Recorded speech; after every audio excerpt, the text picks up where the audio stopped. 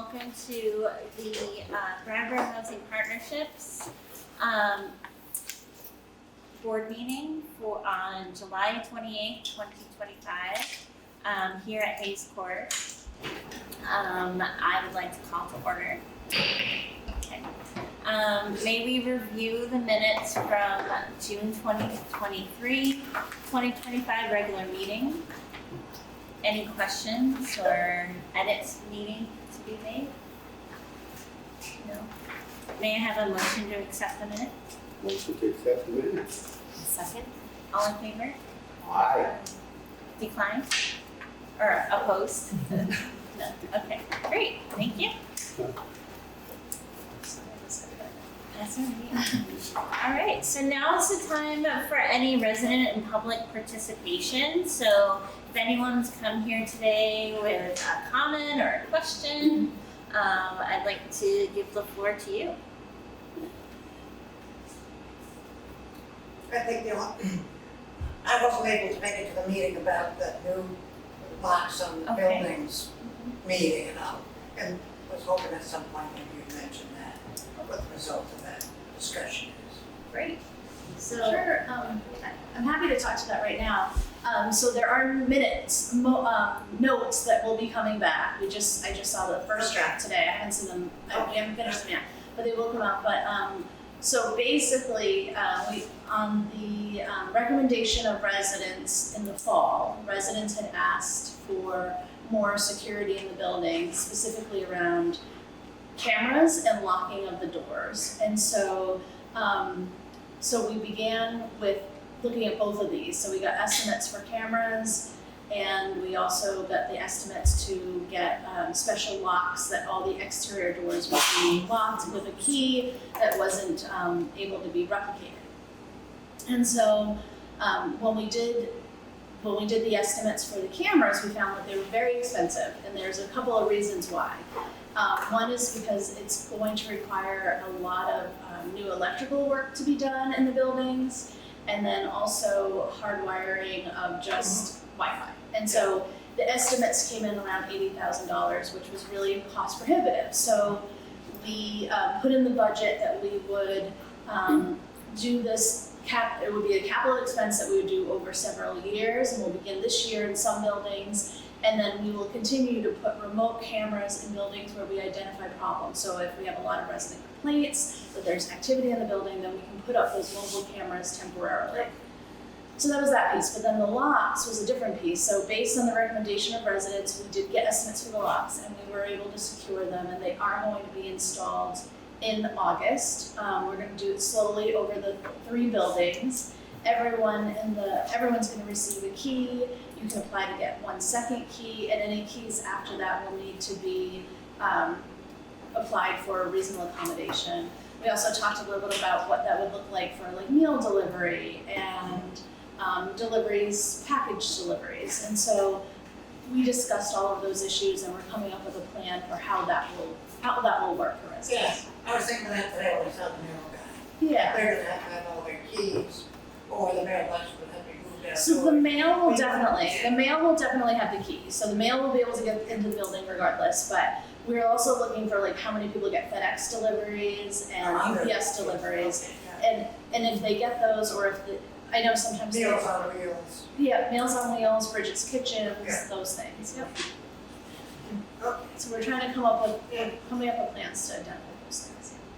Could I ask you a question on Yeah, that? of course. Is there any reason that you guys installed, oh no, I don't want to be on camera, thank you though. I don't want to be on camera, thank you. When you guys installed the, to open the door right here, you have the scan thing, so that Yeah. people, like my neighbor Yep. was in that, they didn't think that they should do something like that for the buildings, if it would take time and money to do something, we need it for years, that not something that's, To have the fob instead of a key. I mean, there's all different types of disabilities moving here. Yep. So people who are, have a hard time trying to unlock it, I just don't understand why they would have thought they would have just given everyone a key to turn to come in here if they didn't think that it was necessary for the safety, but they didn't require them to do that on all buildings. I think because when we did that, so one of the issues with the keys is that we were afraid that, so if something were to happen, right, in this building, and we needed to change out all the keys. It's very, very expensive. And so we put the fob system into the community room spaces specifically because it was less, we wouldn't have to change those all the time. If we had an issue where one of the fobs went missing, or we were identifying that someone was coming in with that fob. Hotel keys, we canceled them, so I Yeah, I know.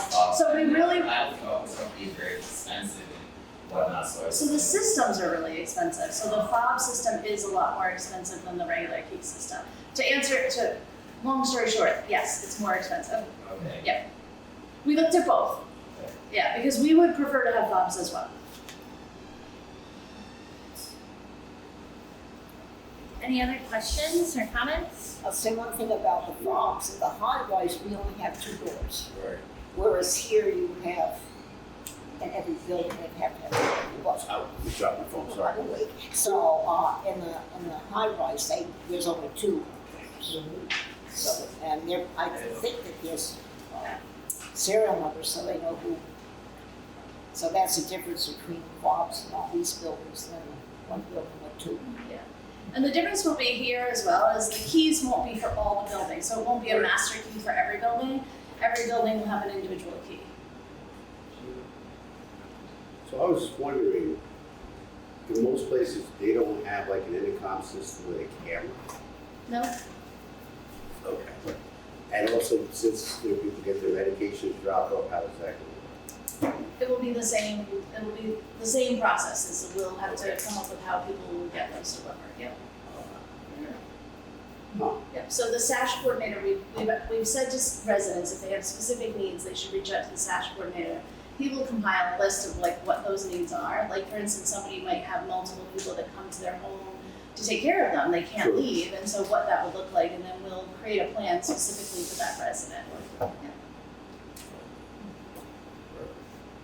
Then, I don't know if you guys just came in, we're talking about the key system. Door system. Oh, yeah. If you have any questions about it. In regards to the key system? Or anything? Yeah. No, not really. But no, I was curious to hear how it's gonna work out as well. I think it's a great plan.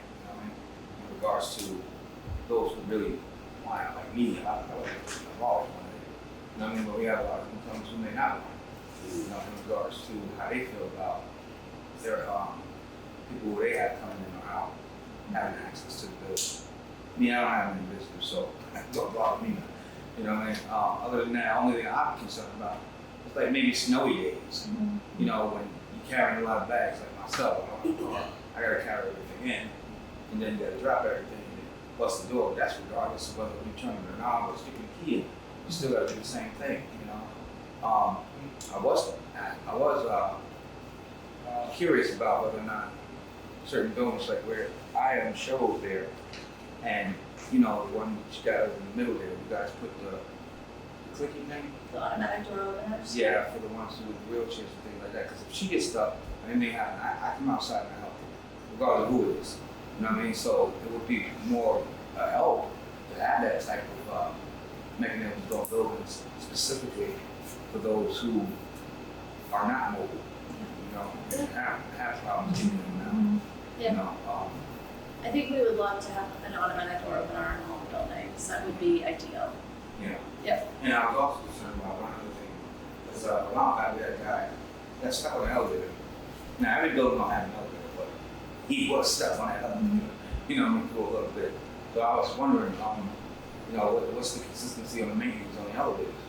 Well, they're inspected every year. We have a contract with a company that inspects them and does all their maintenance as needed. There's a phone in them, so we have phone lines directly to emergency services, so that if they were to not work, but they are maintained under contract. All of our elevators and lifts are. Okay. One other thing, in regards to the removal, because we used to have a day where if we had big items or anything that we wanted to throw out, that we couldn't get to the dumpster or couldn't get somewhere. We had, I don't know, maybe it was like maybe 2 months, 3 months, I don't know how that worked. But I don't really see that happening anymore, that request. We have things that we need to get rid of, or some folks here can't carry things down the steps or don't have the means to get rid of it. I was wondering how does that work now?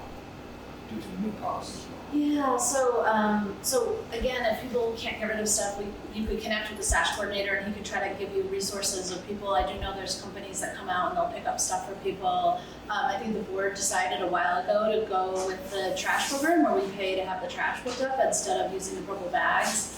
It's a pretty costly, we're gonna actually be reviewing the cost because we were over budget last year by considerable amounts. We're gonna review some of where the expenses were and but we decided to move away from those big days where we did the big pieces in a couple of reasons. So the first reason was we only started doing it we started doing it because it was to incentivize homemaking, better homemaking, so like cleaner apartments. So that when we went to do inspections, we had less people who failed their inspections. So we said, we'll do these big cleanup days, then everybody should be good. And what we found is people just held onto their trash for months and then didn't use the big cleanup day. They would hold it for months for the big cleanup day. And what ended up happening was we had a lot of failed inspections, or like a maintenance person would go into a unit because there was an issue and they would find all this garbage that was stored up. And so we were like, well, that's not really working. And that's when a few years ago we decided to move towards the trash pickup. So as you know, I don't know how much you know this, but we pay a payment in lieu of taxes with the town. It's a payment every year. In the town, we have an agreement with the town when we incorporated the housing authority that they are supposed to provide certain services. And one of them is trash pickup. But we found that our residents were not able to really afford the purple bags and they weren't buying them or for whatever reason and things weren't getting picked up. And so we decided, and the board decided to move to this direction instead, to offer trash pickup on a weekly basis. Yeah. Instead of doing that big annual pickup. I mean, purple bag stuff. I mean, like a TV breaks. Yeah, Or yeah, fans broken. yeah. Or this is broken, they gotta put it somewhere, right? Yeah. And or microwave or things like that. And the hard part about those big things is like you actually aren't allowed to put those in those dumpsters because they're appliances. So it's really for like broken furniture or other things like that, but we're not allowed to put appliances. So even though we had those dumpster days, we still weren't able to pick those things up. Right. Yep. And when you say dumpster days, what do you mean by that? Well, we had like those, we would have like a dumpster come and then people would bring out items, or people would get a bunch of items and throw them away. I don't know if you remember this pad at San Leone Apartments. Yep. Twice a year. We call them dumpster days, we brought the dumpsters in. Yeah, Ledgewood, we did it. Yeah, we do in Ledgewood, all that stuff. And there's no way that we can, like, I don't know what it's like, or what you guys face in regards to that, but is it any possible way, because at the top of the hill we had, and I don't even know if that's a part of you guys, as far as the grounds go, at the top of the hill there. But I know there was a trailer there for a while, and I believe that was housing some items or whatever to do maintenance with inside of the trailer. The trailer that was parked right here? No, it was always at the top of the hill at the end. Oh, yeah. And then people start throwing trash behind it and all that nonsense. I was wondering, but then again, we still gotta watch out for the animals, right? But in regards to like big items, is there any possible way we can get one of those dumpsters or have one of them brought in even once every 3-6 I think the months? board can take it under advisement. They can put it into the budget. I mean, we're gonna be looking at the trash expenses. I brought down some information for them. They wanted to look at the trash expenses, so we're gonna look at that later in the budget anyway. But I have a family member in one of the sites, and she needed to dispose of one of those big items. So she contacted the stash coordinator, and they connected her with this other company, and it was like within days she got it picked up, and it worked out really well for her. So, yeah. Oh, if you guys can share, who people out? We don't. Yeah, but your stash coordinator can connect you. They don't take that like solid waste and recycle TVs and microwaves and stuff like that. I think for a cost, yeah, $5 in a and with a car, yeah, but Transport and all that. Yeah, no, I was just wondering if you move further beyond the people who come and pick it up, but that's not, maybe I have something to do very close right now. I actually had maintenance take something and they charge you what they charge you for it. They just take it out and they just add it to your rent the next one. It wasn't anything humongous, but something. Yeah. Yeah, there's a charge for it. The next month it comes out of your rent. That's okay. Okay. Anything else? Okay, thank you so much for all of your participation. So Oh, the wait, next. one. Oh, sure. Sorry. That's okay. One thing. I've been asking, and it seems like, I'm gonna be honest, it seems like it's been a little bit avoided. And I understand that you guys are overwhelmed, majority of the maintenance is overwhelmed doing other things, but I'm in dire need of a new toilet. My toilet is disgusting. You know, I can't get stench out, I can't get stains out, I can't get anything out of this toilet.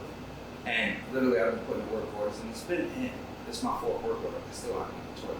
But they keep mentioning the sink, like they avoid the toilet. I need another toilet, I do.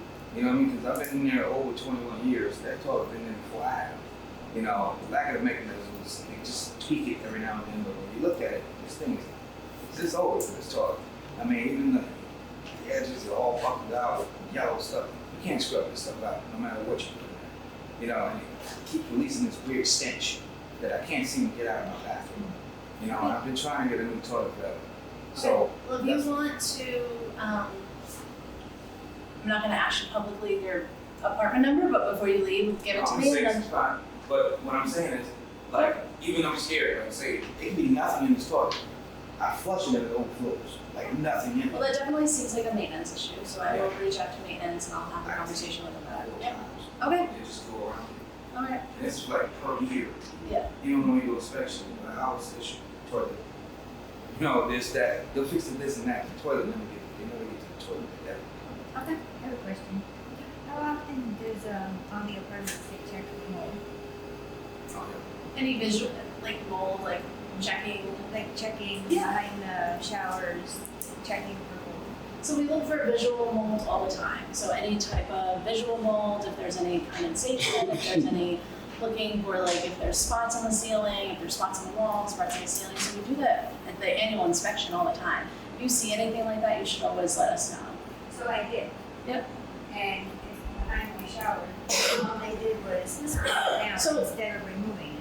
I'm going to stop you because I know that there's a whole bunch of information that was specific to this case. And I know that you had asked for an informal and we set it up and then whatever happened, you weren't able to come. So let's reschedule and then we can have that conversation. Because we got the inspector out, we had a mold test, we did all this, everything came back negative. So, but we can have that conversation with you one-on-one. I think that would probably be beneficial. That's email. I got to Yeah. do it before and after. Okay. I don't have that recognition. I don't need to take it before, I'm sorry guys. But remember when we had the flood and we were all brought in here and asked where we would like to be placed when they thought this was a flood zone? Yeah. And we all had to sit down Yeah. and decide where we was gonna go, and then shortly after that, I believe there was like weather people come in, check the windows and, you know, door breezes and all that stuff, and, you know, a lot of stuff was being done. So I was in my house, because I'm in one of the older apartments, and literally, I've been here so long, hasn't been repainted or anything like that.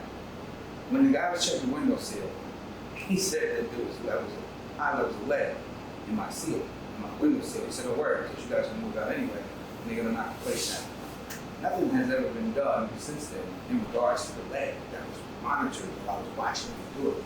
Okay, I don't know about that. So that sounds like it was a little bit of a time ago. Let me find out with maintenance. I have not heard that. We've had multiple lead tests done, as the same as the mold test, right? We've done the test, and if they come back negative, there's only so much we can do. But I can look into it for sure. Do Yeah. you know what company uses? Is it somebody that's local, state, where you find out where they do all their other testing at? For the state, for the I'm lead. asking where do you have come in to do the testing for the mold? Yeah. So we have the health. They are. The state. The health inspector comes. Oh, the state health inspector? Yeah. The town health inspector comes. Oh. That's how the state of Vermont works with What's this. his name then? He's out of the Brattleboro Police Fire Department. I forget his name, I know. Yeah, and then we follow the recommendations of the state, and then sometimes people press even further. So once, if they're really worried about it, then we'll pay for the formal tests, which is from a company that the state doesn't necessarily recommend the formal tests. If you look at the state guidance for mold, you can look at that. They did a lot of studies around it because there was a lot of flooding in northern Vermont, and there was some issues. But we did pay for that test. They're expensive, and then it came back that there was no mold. So that's when that happens, there's really not a lot of remediation we can do because we don't have a source of mold. Well, there. You see it. Okay. Yeah, we didn't see it when we went in, but I'm happy again, like I know we were supposed to come and sit and talk about this and go over all the information, and we've investigated it, but I'm happy to do that with you one-on-one.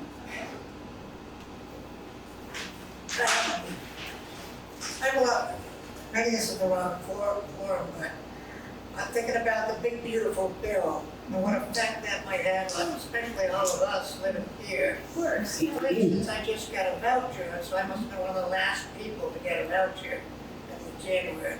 And I wonder, should I try to go elsewhere? That voucher might get revoked in 6 months, and I might not be able to. Yeah, so if you're searching with a voucher, my suggestion would be you need to look all the time. You should be constantly looking because you should be using it right away. That is not guaranteed that it will be there when you're ready to move. But I'm worried about what if I did use it, but it got revoked.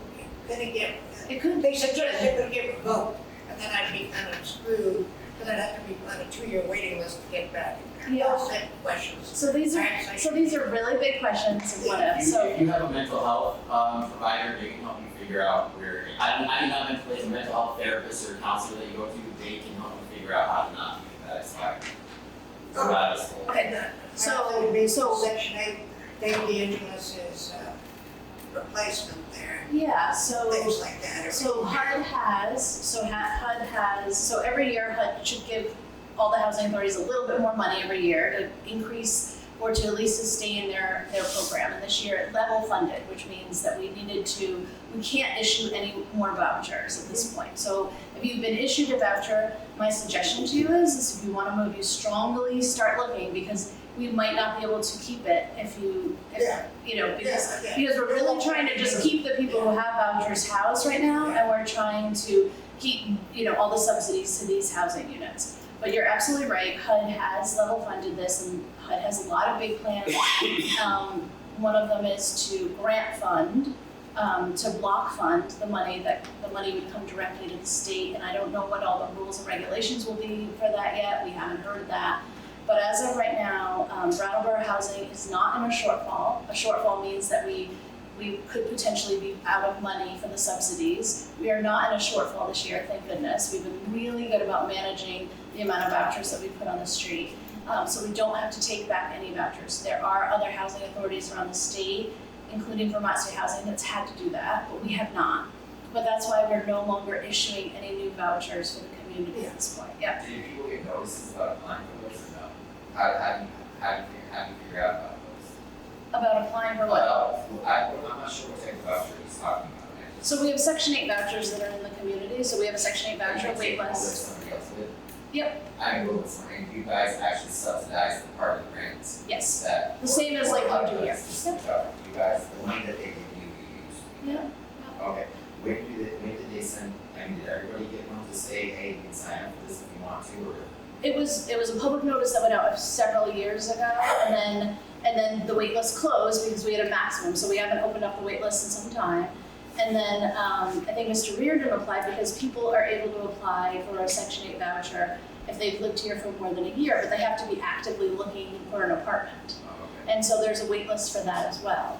So right now we've ceased issuing any new ones because we'll run out of money if we keep issuing them. So we've decided with HUD that we would no longer issue any other vouchers. And as you probably Is that because the rent in this area has gone up so high, or? I think it's that HUD is just not sending us, they're scaling back on some of the funds.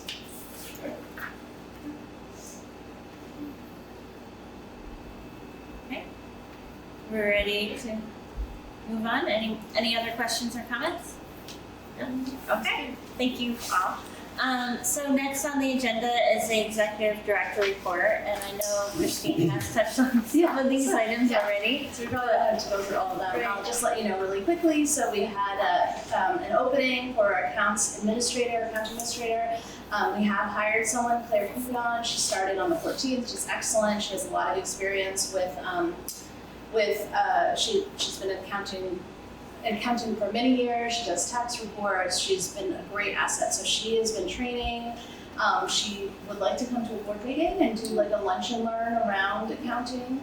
once she gets her feet sort of on the ground, and I think that would be a great idea. We're still hiring for 2 part-time positions, the SASH coordinator up in Bellows Falls, as well as the SASH for All nurse. So as I mentioned, the shortfall, we're not in a shortfall, yay! So HUD had made a miscalculation, so we're in good shape. We don't have to scale back any vouchers this year. We were recognized by Women Windsor Housing Trust as Partner of the Year for our collaboration with the SASH for All pilot project. The one at Brattleboro Advocacy Group, as well as a group of landlords and myself hosted a meeting at the library. Some of our residents came. Thank you so much for coming, which was to get renters' feedback around potentially trying to petition to get legislature for stronger trespass laws, and we got a lot of great feedback from residents, so that was very helpful. State's Attorney Stephen Brown came, as well as Representative Bignow. And Pat came as well. Thank you, Pat. Thanks. Yep. And then we hosted our meeting the other day for Hayes Court for the locks. We installed a new exterior door for the single only apartments, and that's working out well, is it, Pat? The new door? Yeah, it's better. Yeah. It's a better system. It doesn't have a magnet system, and now it has a pin system, which seems to be better and a little bit. It's lighter too. Yeah. Good. So we're hoping to do the other 2 doors. We're just finding out the final cost of that, and then we'll be able to figure out if we can do those. And then other than that, we just have the vacancy report, so I'm happy to talk to that once we get to that. Great. Thank you. Any questions or comments from the board about that? Okay. So next is our occupancy report. Can you say what number you're on? Is that I have part-time? Yeah, so we're on 4B. Okay.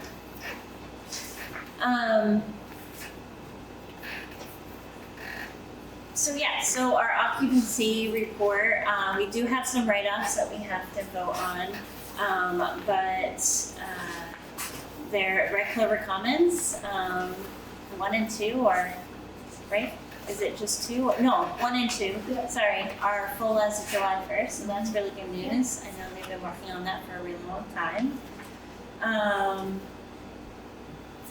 So I would need to have a motion to write off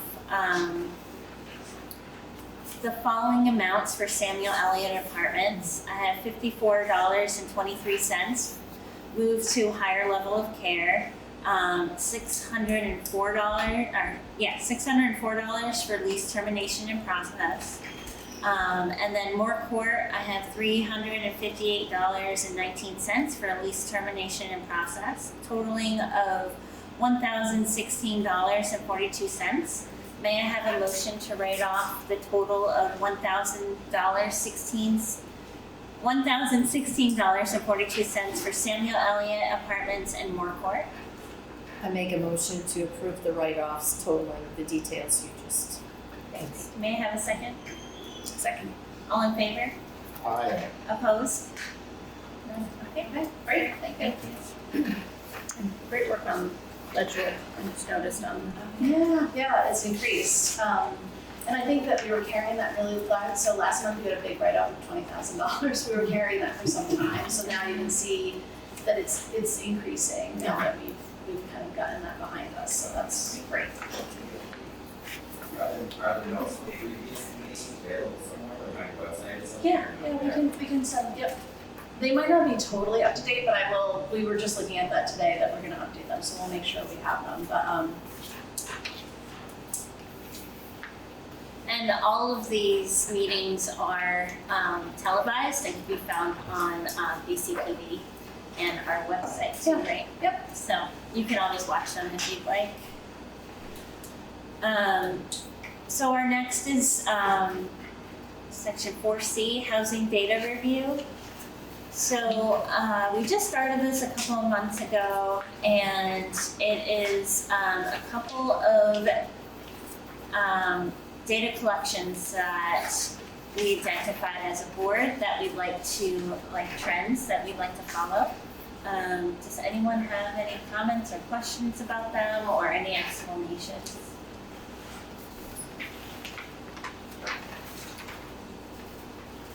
Very helpful.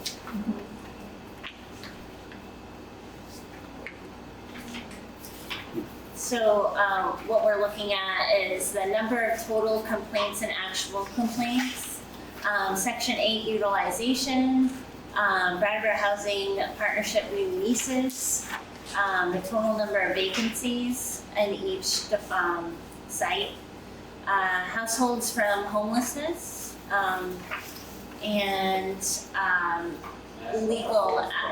Can I ask what that is? I'm sorry, household homelessness?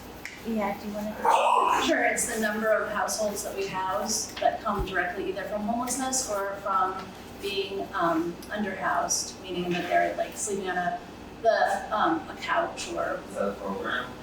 It's not a program. Okay, it's just how you guys keep track of what you're doing. Yep. And then the last thing is we've had increased amount of legal fees, and so we wanted to track the reasons for those. So we track it by cause, for non-payment, and number of evictions completed. So that's the last thing. Any questions or comments? Yes. Okay. The next is the program data review, section 4D. And this talks about our LEAP program. And any questions about that or comments? I mean, I would just say that, so incomes are going up for people who are participating in the LEAP program. So you can see that on the first chart, that the incomes have gone up. It looks like from the beginning of June 2024, it was, the total income was 2.04 million. And now the income is 2.26 million, so it's a pretty substantial increase. It also shows that the beginning of the program, when people signed up, they were below the median income, and now they're above the median income. It's the second page. Are people like myself who have not had very good luck with it? Are people who are having these successful stories when willing to like express their interaction with the program and how it helped them and what it did? So I'm just trying to look at it. So Brian, I'm gonna answer it.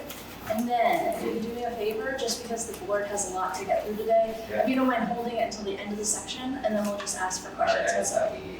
I understand, yeah, I totally get it, I just. We're talking about program data review, program. Yeah, and so I think it's a really good suggestion to have people who are successful in the program to share that. I don't know the results of that, but we have, we've been tracking incomes to see if incomes have gone up. We've also been tracking, so once we went to we have to prove to HUD why we went to the 3-year recertification process. Yep. And part of that was the hope that people's incomes would go up, but then their rent would either stay the same or go low, or might even decrease, and what that would look like. So before, every time your income went up, you had to get readjusted, and then your rent would go up. And so we did this purposely to try to get more dollars into. No, I understand it. I'm just not. I understand the program complete that, or why it's not working for me. Okay, yeah, I'm not sure I don't either. have any diagnosis for the reason that I can hear, but I was just wondering if whoever's participating in it would do something like this where they can say how it helped them. Yeah, I mean, maybe, I think it's a really good suggestion, maybe like a peer mentoring or some sort of to say what's working for them. I'm not entirely sure, I don't know. So then the next graph represents the total rent, so as you can see, it sort of goes down, it ebbs and flows depending on like when we do the recertification, but then we have the average rent per league participant. And then enrollment of all the programs, so all the different, how many people we have in the program. So right now you'll see the LEAP program has 92 participants. Some of the other programs are the Ross programs, 52, the Satchel and the different programs. It's a lot of participants for those. And then the different activities that we've held at the different housing sites. Okay. And then Matt did a little synopsis of the highlights of the third quarter of the services team. And one of the things I think is really exciting is we applied for the Crosby Gannett grant, which pays for community building at Ledgewood Heights and Moore Court. And we were able to help 19 youth participate in either camps or sports clubs, so. I love that. Yeah, you became a certified lifeguard. I just think that's very just- cool. Oh, it's all so great. Yeah, and that's all through their Brattleboro Housing Opportunities Act, which we talked about at the end, but it has been really beneficial. So we're just starting the second year of that Crosby Gannett grant, $7,000 a year, and so it's going really to good use. Great. Next is the Resident Services and Staffing Directors Report, including the Resident Services newsletters and calendars. I know Gary wanted to make a quick announcement. Yes, a quick one. For those seniors, anyone knows about SEPTA, there's a limited number for farm to family coupons available. Worth $30 or for $48 for seniors to buy fruits and veggies at the participating farmers market. There's one booklet per household. There's not many left, so if anyone has not reached out or talked with SEPTA to get a booklet, my suggestion is call, because by fall you're gonna probably want to start getting one from the farmers market. She was sitting there with them at one point, I don't know, this was a couple weeks ago, I don't know if she still is doing that or not, the girl from Southfield that's giving Okay. Yeah, they've been trying to sign people up here at the, Great. did they do it during the food bank run? No, the food, actual farmers market, Okay. and Grove and Sepka, who is distributing them, when I went 2 weeks ago, she was there with them. Great. Good. And who is eligible for that? Basically, anyone. Well, anyone who gets 3 And stars. if you're, senior, you can get, 48, anyone gets 3 stars and snap. So I mean, it helps out. Right now, like you said, today's climate, you know. It's not me, Yeah, really. I just love it though. Okay. I live here, I was like, I don't know, maybe it's this person. Okay, yep. Any questions or comments about the Resident Services or Staffing Director report or newsletters? So just glad to see the training. Yes. Yes. And the wellness nurse and / coordinator's position is still posted. But it is still posted, and they're still hiring, they've been interviewing. Great. That's good to know. I applied for the one in Bellas Falls, am I not eligible because I live here? Please ask me. I'm sorry, what? Was that a question? I applied for the one in Bellas Falls, but I didn't know if I was eligible because I lived here, because they said that you guys didn't choose me as a candidate. I'm not on the hiring committee for that, so I'm not entirely sure. It could be, I don't know if you didn't meet the requirements or if there were certain requirements for the job. I'm not entirely sure, but you could live here and still work for us. Do you know can you email me contact information for them at some point? Sure. So next is the financial review. And so we'll start with the June 2025 comparable. Anything notable you'd like to? Yeah, so I think if you turn to page 2, there's a couple of things that I've highlighted. One is just that if you look at the top under revenue, so one thing I flagged was that we were in a deficit in SASH grants. That's just because we haven't received our quarterly payment, so we will be receiving that. We're able to invoice now that the quarter is over. The quarter ended at the end of June, as well as the raw subsidy. So we're just drawing down, and we're a little bit behind because we had a vacancy in that position for some time. If you look under, the other thing that I just wanted to make note of is just under electric. So it looks like, we haven't had very big electric bills that we over budgeted by $93. That's probably not the case. I think what the case is that we We received a bill at the end of last year, fiscal year, and the place where we send the bills for payments changed.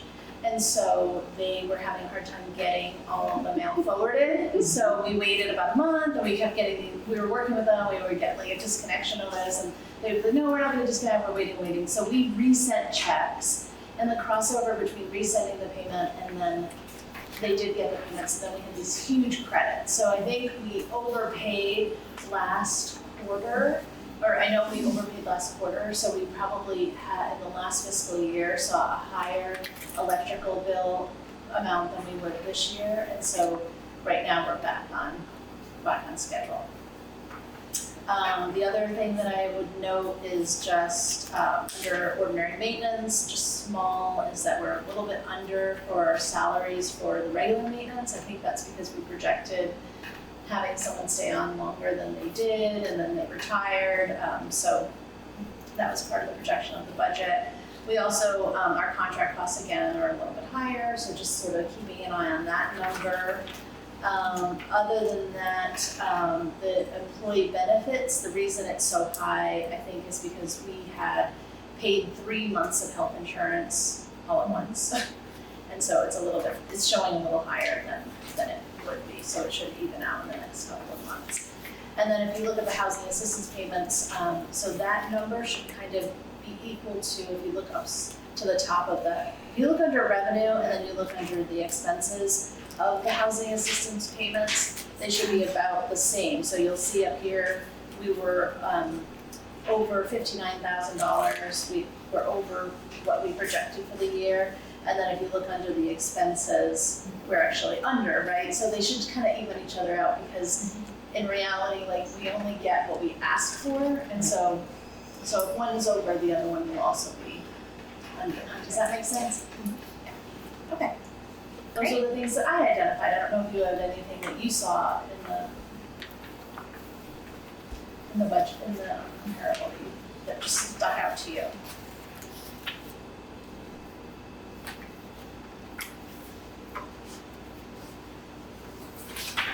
I know we're gonna talk about laundry next time, but just the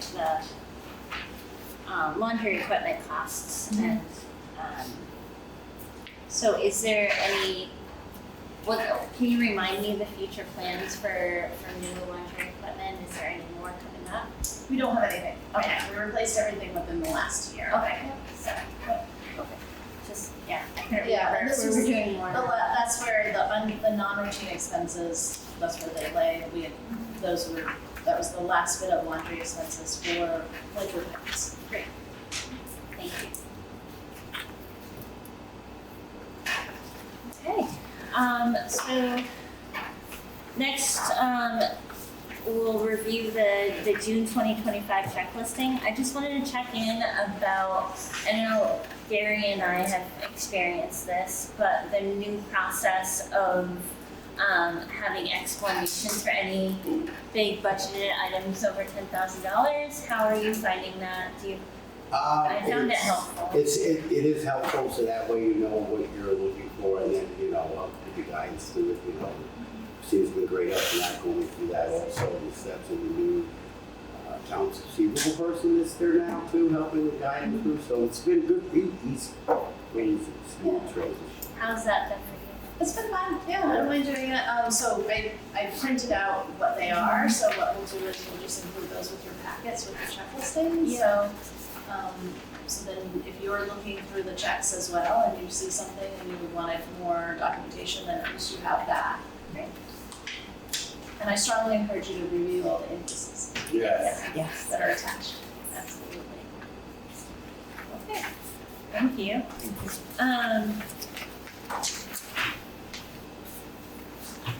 So next is the cost analysis that Christine provided for us this month that we requested last board meeting. Is to go over all the revenue increase measures, and she broke it up between laundry, Hunter North Security, more court washer and dryer utility charges, trash removal, and air conditioning. Yes. I was looking at my pen earlier, it's taken a I'm while, sure. I apologize. That's okay. No, I'm happy to do it. Yeah, so I tried to, so those were the areas that we really talked about outside of snow removal, and I think snow removal, we can talk about that at the end. Yeah. So, so laundry expenses, basically what I broke down was, so we have an account where we deposit all of our laundry expenses for, the RAD properties. So that's what we're really talking about. We're not really talking about the tax credit properties. They have their own budget. They have their own, their budget ends at the end of the fiscal year. What we evaluated last year was just the RAD properties. So we're talking about Hayes Court, Moore Court, Samuel Elliott Apartments, and Ledgewood Heights, right? So, and so I threw A.W. Richards in here just because we also have orders for there. But at the two RCC properties, we don't do quarters, we have cards, and you either have to pay cash or a debit card. So I sort of left, these are the ones, so the A.W. Richards and the RAD properties are at $1.50 a load, but that's for wash and for dry. And so, so the number of loads that we had last year was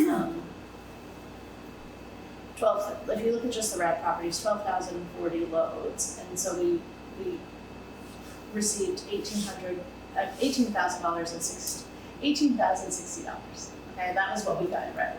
And so now you gotta think a little bit about, like, we have to pay for electricity, we have to pay for upkeep, and we have to pay for water and sewer. So we're not really getting that much when you think about how many loads we have.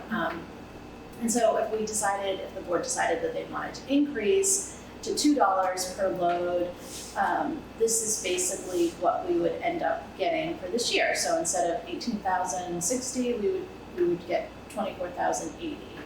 If we did $250, it would be $30,100. So it just shows you also like the increase in revenue. So if by going up to $2, we would make about $6,000 a year estimate. And if we went to $250, we would make about $12,000 a year. And the overall budget, like, our budget is almost $6 million when you think about like all the subsidies that come in and out. Not, that's not what we have to take care of the properties, but that's what we have coming in and out all the time.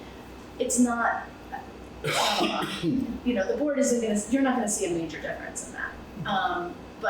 But you would see over time, you would see an increase, and it could help with offset some of the maintenance costs specifically to that. So I think that's an area to look at. Another thing to think about is RCC is already at $2 a load. They've been at $2 a load since the buildings were brought online. I'll remind you that they are also a tax credit property, so they have a higher revenue than our properties. So these properties are underfunded because we can only charge a set amount of contract rent as deemed by HUD. The contract rent that we can charge at the tax credit properties is higher. It's the fair market rent that we can give to landlords in the community.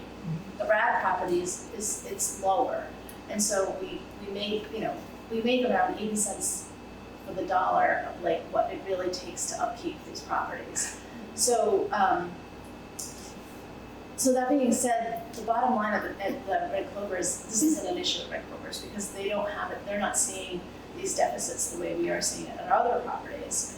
I will also say that people have lower incomes that tend to live in the RAD properties, and so I think a 50 cents difference might actually make a big difference to people who are doing their laundry versus what we're going to get in response. Do you know what I'm saying? So I think those are things to factor as a board when you make that decision. So I would look at both. Majority of that money you say you make use to pay for water and sewer, is that majority? We pay a lot more for water and sewer than what we get. Yeah. So you pay more than what you get. Oh, yeah. Revenue. Yeah. By So sure. is there any plan from the city, not what is discussed at my problem? I don't know if it's my only problem, I probably don't understand. Is there like a plan to check that out? To check the water. Check the water, I mean, if you're paying more than what you're bringing in to the town, just for your property, or just, I guess I was thinking about for this property, that's for all your properties? It's for all the properties, yeah. Okay. What we're talking about right now is just the laundry. So we're talking about laundry expenses, Right. the cost of like what it costs us to. I just think that Yep. most of what you paid for at laundry is going to town of Brattleboro for the water that we were using, so I was just curious Yeah. if they, all that stuff, it's like, where do I find out how much you paid them? The water and sewer bills, I'm sure they're public.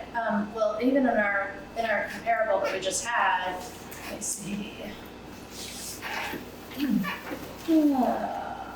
For just Hayes Court or for all of them? I think he's You looking. don't have to look up now, I just said we need. No, I can tell you, I mean, it's probably right, it might be right here. I was kind of hoping for the number for last year. What we paid. Water and sewer, so for just the RAD properties, so this is just Ledgewood Heights, Moorport, Hayes Court, Sable Island Apartments, we estimated that we would pay like approximately $160,000 a year for water and sewer. That's just what properties. So we have 4 properties that are under the HUD rental assistance demonstration. It's Hayes Court, Samuel Elliott Apartments, Moorport, and Ledgewood Heights. It's about 200 apartments. Okay, and that's for those 4 properties are the ones that came out of that bill. And last month we had an estimate. So every year I put out an estimate that shows you like this is how much we can get for rent, and on average, I like don't know how they did it in my parents' house, this I could- don't know how they did it with this, but well, this is so it breaks down like this percentage of your rent goes to snow removal. This percentage of your rent goes to electricity. That might be really actually very helpful for you to look at because then you can see like if my contract rent is $1,200, this is where all the money goes. It's something that I want to like debate with you, I'm just wondering what you paid for it, because I think my water's gross, so when I go talk to Yeah. them, I'm just more, I just would like to have that number. And just for that, I'm not debating. It's a really interesting tool. I think the board thought it was. I think it's interesting to look at that. It helps me to see like where the money is going. But this amount right here is what we paid them or what we projected. This is what we projected, but it's based on last year. So I would assume Well, that if that's what last year's was, that's what I wanted. yeah, it was probably around 160,000. Yep. I look at it this way. And again, that's water and sewer. It's not just for laundry. It's for like Right. all this stuff. Yep. Yeah, well, I don't know, my total question was why. So back to the laundry expenses. Yeah, I look at it this way. I do Oh, I a didn't load of know. water. Oh, sorry. I do a load of white and a load of dark. So I do 2 loads of wash, 2 loads of drying. And if it went up 50, I'd be going about $2 a week more to do it. If you look at it, that was what I asked. So the board doesn't have to make a decision today, but this is the information you should use to decide on what you'd like to do. So that's the thing that's looked at. And then I remember last month, a board member had said like, well, we'd like to have them all the same. So if you would like to have every property pay the same amount, then it would be the $2. Compared to how much it costs if you were to go out on your own at these laundromats. Yeah, and I This don't is know. cheaper, I would say, a lot cheaper compared to these laundromats out there, the quality of machines that they have there now. I'd say it's a lot better, so that's not a dispute for my answer, I already have my answer. I'm gonna shoot myself in me, I got my child out there. Okay, Hey, I won't cover. I'm sure you'll hear this, so if you have any questions based on the Yeah. remainder of what's going on here, I'll give you guys a call. yeah, thank you so much for coming Yeah, back. thank you. Stay cool. All right. So then the next category was Hunter North Security. So we added Hunter North Security. They provide 18 hours of security services on the property. It's not a lot. We would love to have more. However, it is pretty expensive. It comes out to about $27,000 annually. That being said, it's nice to have them like when we need them. Like so, we have a situation that's going on the properties to be able to say, hey, like we have something going on. Can you go a few days a week to do this? We also had a situation where the doors were being installed, and they promised they would be installed on time, and they weren't. And so we couldn't lock them at night. And so I called Hunter North, and they were really nice enough to go down and sit in the building for some of the evening. It's just something for the board to consider. Do they have enough flexibility to be able to do that so far? They can't just do things at the last minute on a regular basis. Right. That was just a one-off. But I think because we work with them, they were able to do it. Like if we didn't work with them and I called them, they probably wouldn't have been as helpful, right? Okay. But But they do provide 3 nights of service a week, for 6 hours a night. Yep. Great. Yeah. And that goes between the properties. So right now we have them here, somewhat, Samuel Elliott Apartments. We have them sometimes driving through Northport and Ledgewood. We haven't had to use them at the Red Clovers. Also, Ledgewood and Morport doesn't have them drive by very often. They don't have to sit there for 6 hours over there. They don't, no.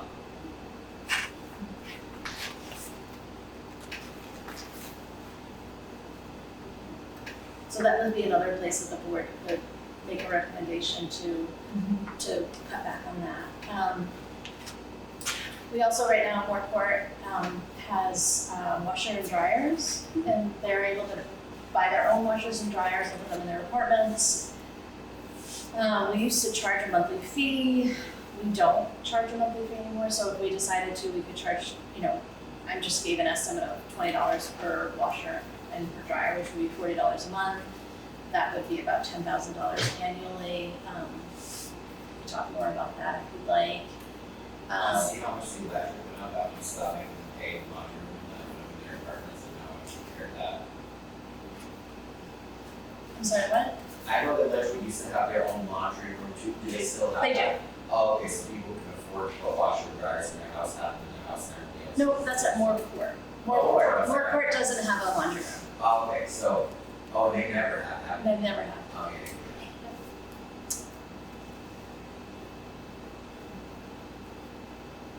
Sorry. And then we have trash removal. So you can see that in 2000, since we've implemented it at Hayes Court, we used to pay about $539 a year.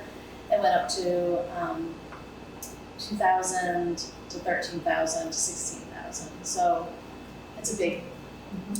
These are big increases.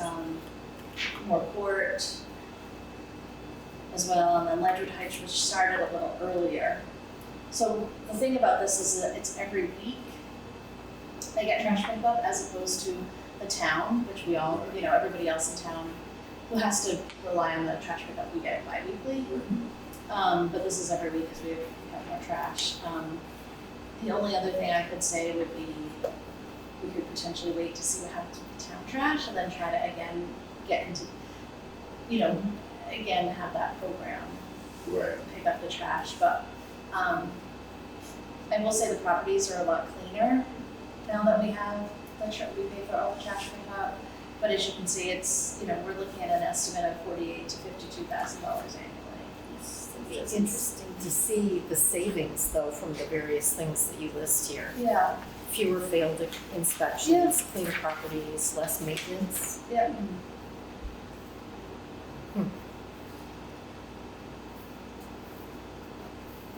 Christina, were they going up on the track? I can't remember what the last budget was with the town.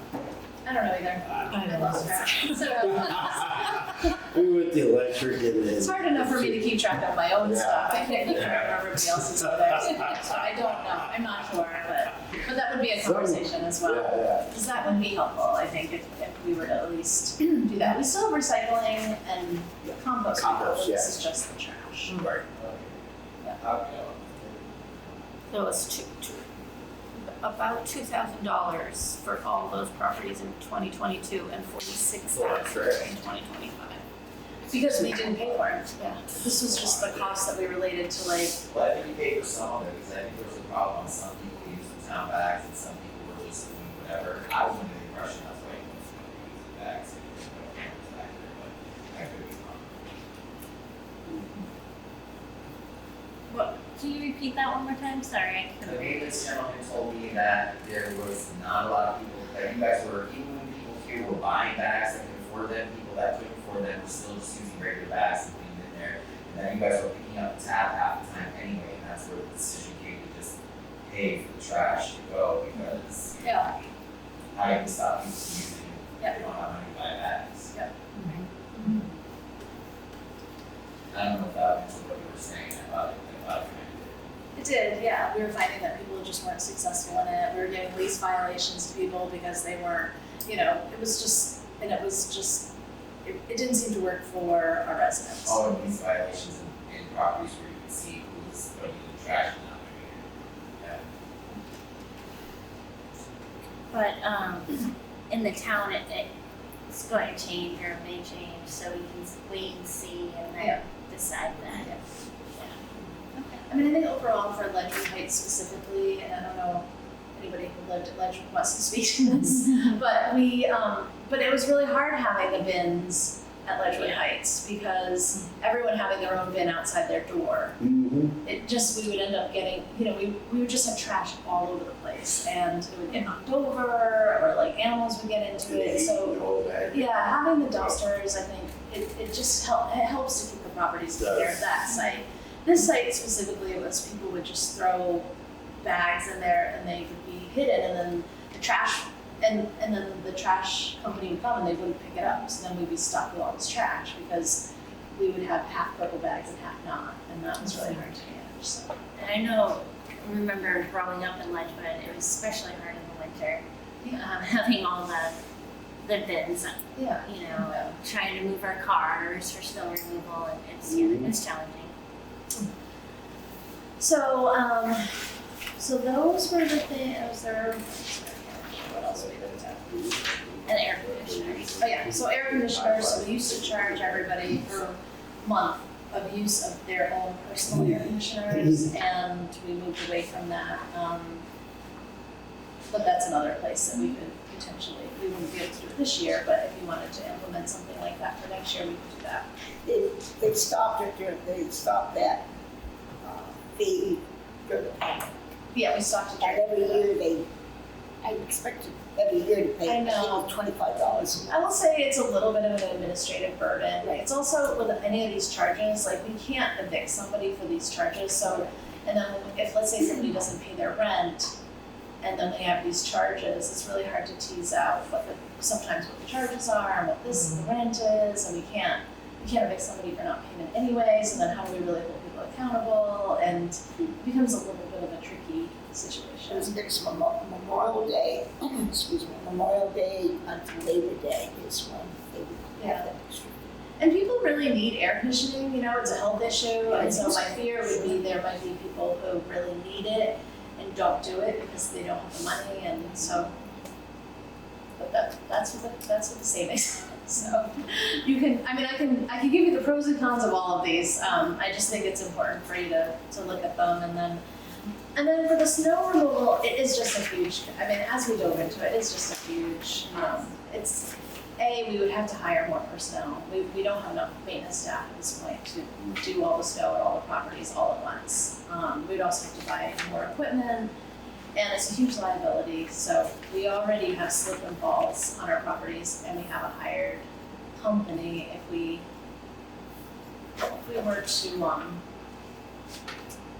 were to do it in-house, I just think it would be even more of a liability. But it's definitely something for the board to review. We're in our third year of a 3-year contract. Next year, I think we review it again and we see what we get for bids and then make a determination. Could be that some properties, the maintenance could probably do like the San Antonio apartments more easily, and some of the properties, but this property in particular might be harder. I'm not sure. We'd have to talk to the maintenance and see. We used to do the snow removal ourselves at one point, but it was different. There was a couple factors that were really different. We had more people who were able to do it. We also had our maintenance staff is different now. So like to be a maintenance person now, because we have a lot of computer systems and we have all these different systems, you need like a different skill set. Whereas before it was primarily labor positions, so it's really hard to have a person who's also, qualified to work on our geothermal system, or at least work with Vermont Mechanical on all these mechanical systems, and then also be like, and have them shoveling snow. It's a two different skill sets. So I think that has changed as well. So we normally have it outside in like any contractors or third party people like here that shovel around the neighborhood or something like that. Like What was say it? the high school kids, hey, let's shovel this, or some friend already buying for certain areas, we have the contract these areas out here for the shovel. We do. We contract to have them, so they hire their own people to do it. And it's a liability thing so the Yes. contractor A will bond, take that yes. And you need people to show up. Yeah. Like we can't just do it like 5 in the morning. Oh, yeah. Sometimes, or we do it late at night. Like you need people to show up. You can't just have a high school student say, you need to get here, do this. Yeah. Yeah. I'm tired. I can't make it today. Yeah. I really appreciate this. Did James give us, I don't think he did he give us a target that we should be looking for? He didn't. I mean, he was more like, this is not that big of a deal. Yeah. I mean, not that it's not a big deal, but he wasn't as concerned by the overage because the overage really was around capital reserves. I think it was just that the board was Getting concerned and they Yeah. wanted to have and they had these questions, so I just wanted to make sure that you got the answers to the questions you had. But he didn't, I mean, really the target is what's on the budget comparable right now. Yeah. And what I just think is helpful is just to really see like the overall cost in it and how like compared to the overall budget, it really may not make a huge difference compared to the amount of burden that it could be potentially pose on a resident. Yeah. You know, so I mean, we might see that our laundry costs go down. I mean, we put all this big capital investment into new laundry machines. We'll probably have less laundry machines breaking down. right. So that will probably save us a little money in the short term. Yeah. We also have, like, if you look at the front of that page, where is it? If you look at the laundry costs, so this is the balance of what we have in our, I mean, so this is a savings account where we just put money. And we've been doing that, for some time, so we have $234,000 in that. That's a savings account, just sort of sitting there. The money for all the capital expenses around the laundry should, I mean, technically, we could take it out of capital reserves, and that's our savings. So, you know, I do think that, I guess my point would be, it's not, you know, we're still saving money. We're still putting away savings in capital reserves for all of those things. So I think it's more thinking about, I think it's helpful to break it down because it gives you a better understanding of like where we could potentially get some revenue, but yeah. Okay. All right, so check spending assignments. Yeah. Pat, you are for August. Right. I could do September. Okay. I just can't do November, so Okay. that's why I wanted to do it a little sooner. We left this Thursday. That's the last. Yeah, so Pat, you won't come this Monday. Okay. Friday. You won't come this Friday. Okay. Sorry. You won't come Friday because Gary's gonna sign the checks on Thursday. You stay with her. Unless you'd rather switch and then you can work that out between the two of you and let me know, but You feel I'm fine. So do you want another month, October? I would love that. Yeah, if someone can do October. I can go October, it's my turn. Okay, great. And then Yeah. next month we'll vote on November, that's or more winter. we'll sign November. festival. Cool. All right, thank you. So the Melrose Redevelopment update? Sure. All right. So, we had a meeting in, July 1st, which was for the neighbors of Melrose Terrace, to talk about the potential redevelopment of that housing site. We had a good turnout, and people were really interested in, two things. They really liked the fact that we would keep the buildings the same. People really like the way the buildings look, they like the way that community is. And then they were also really happy to know that it would be housing specifically for seniors. Is And that that's, not what this is? nope, this is seniors and adults with disabilities. And so, so I have included on the back of the sheet all the questions and answers. And that this is also going to put on our website, so if people have any questions specifically Is for there a that. reason why only your best residents need to be so close to you guys? Our offices aren't going to be here anymore. All are you guys moving? We haven't decided yet, but it So will be, that's gonna all be housing it's too? going to be all housing. Oh, fabulous, when they start now. What's the time range forecast for occupancy? Yeah, so right now we're in the process of applying for all the funding to begin the redevelopment. So this is sort of where we're at. We did project studies, project needs. So like the reason we went specifically for seniors is because there's a really high need of seniors specifically needing housing in our community that is within the income bracket that we would be able to serve in the tax credit. So to answer your question, the best case scenario would we'd be beginning construction a year from now. Fall next year, that's Yeah. scenario. Yes. Most of these people are in hotels, correct? No. Most of these old people that they're using as statistics, these are people at home that are gonna sell their homes. Yeah, a lot of people want to downsize, and there's not a lot of opportunities for people to downsize from bigger apartments or bigger houses and then get a smaller housing unit. A lot of the housing that's specifically for seniors, that is specific senior housing in our community, is for people with much higher income, so it's very cost prohibitive for people with the median income, and so that's why we based it. Also, historically, it was originally only senior housing. That was what that property was, but it was when we opened it. So I'm not, they did major renovations or modernization. Yeah, modernization, wider doors, bigger bathrooms, wider doorways, new window. Everything's gonna be. It's gonna look a lot like it, but it's gonna be basically like brand new buildings. And we haven't decided where we're gonna move our office yet. We're really thinking, we're in the motion now, we're really starting to look. We didn't wanna look too soon until we were sure that we were gonna secure funding to do the rehabilitation. What's the name of that project? It's Melrose. The Melrose Redevelopment Project. Yeah. They've already made this on the website. It will be called Melrose Terrace, and once we do it, it'll be called Melrose Melrose. something else. I can't remember what did we No, I decide? can't remember.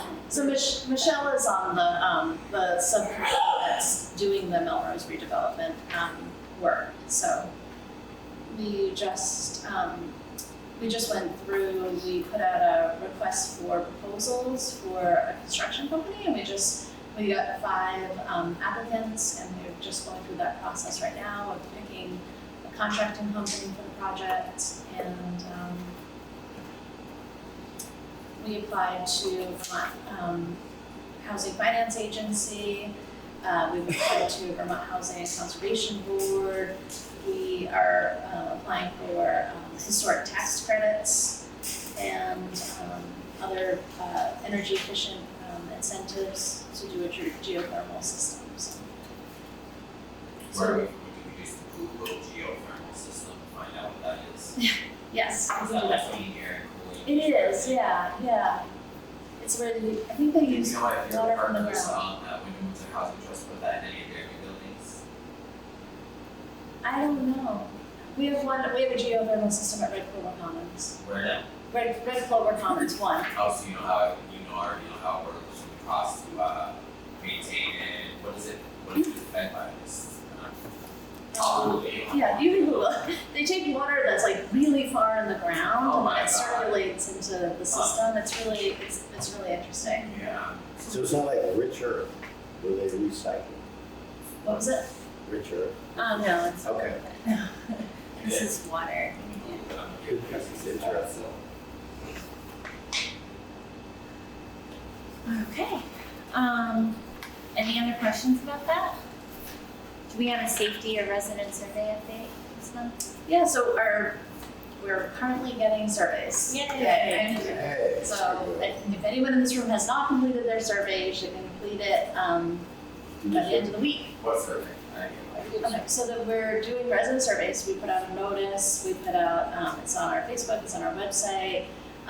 But you can find the link on either our Facebook page or our website. But we also have paper copies. There might be some right in that corner over there. And you can send I'm them. coming tomorrow.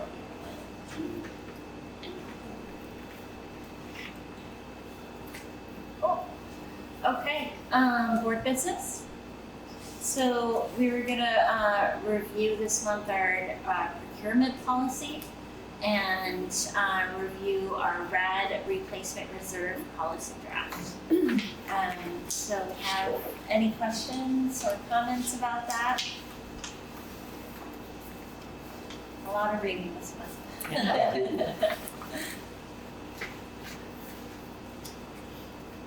Nothing stood out to me. It's just really good to have, and we're thinking about, all of this, and, yeah, I can always go back and review it now. Yeah. And if the board, the board knows if they wanted to modify it, that, we would just need to, we could draft something, warn it, and then modify it at any regular board meeting. Okay.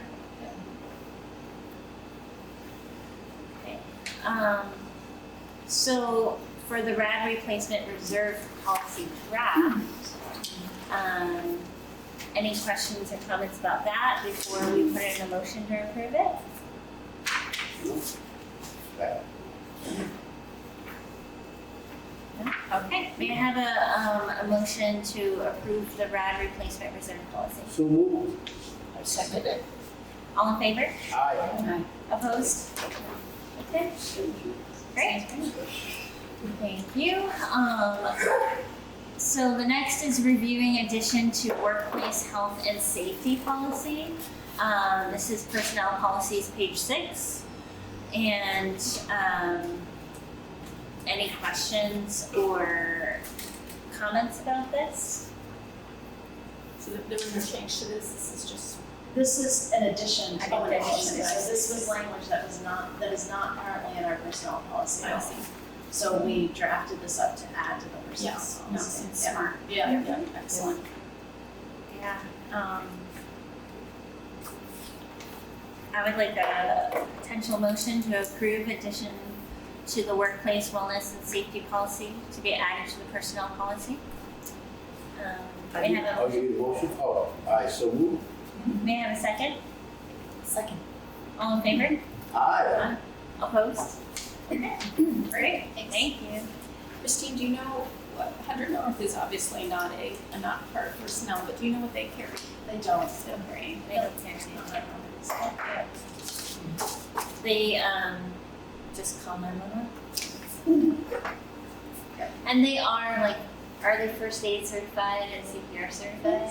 But they're really not supposed to do anything. They're really supposed to just be there to eyes and ears to Right. and use assistance calling. Right. Just a person to be on the property. Yeah.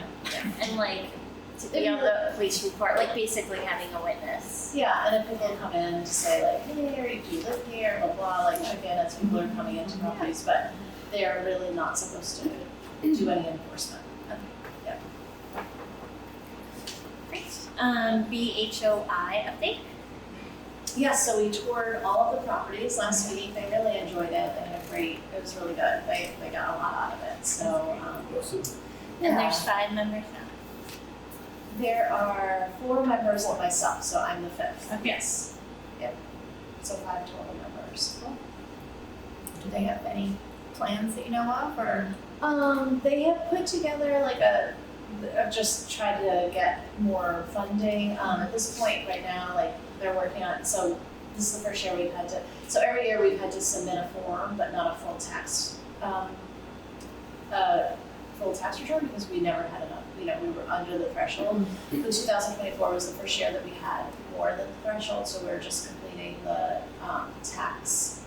We got an extension and we're completing the tax form right now. So right now they're really looking at financial, really making sure that they understand financially the money coming in, the money going out, and all of the different grants. We're starting to do a lot of grant reporting, so they'll be reviewing that.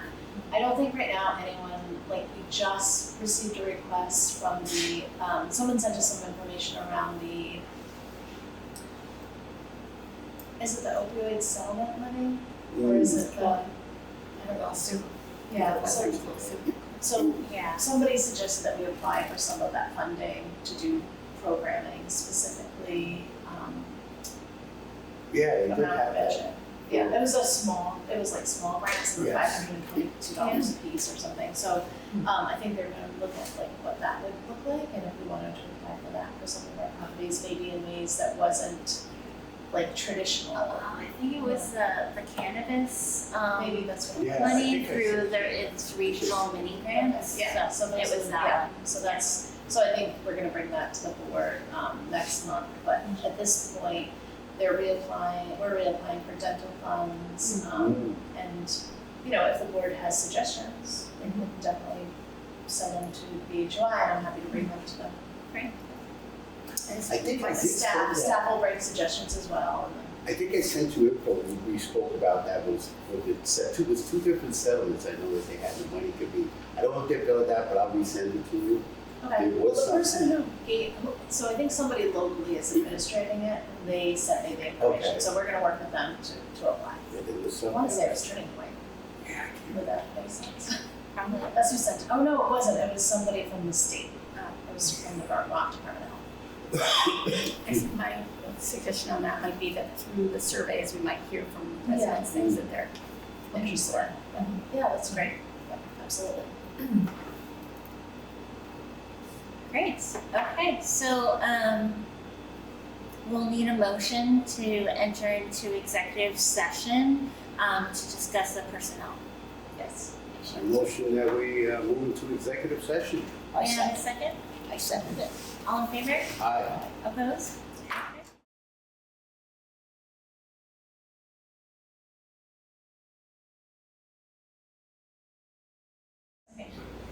Get out of executive. So, may I have a motion to adjourn? I motion that we adjourn. May I have a second? I'll second it. All in favor? Aye. Opposed? Okay.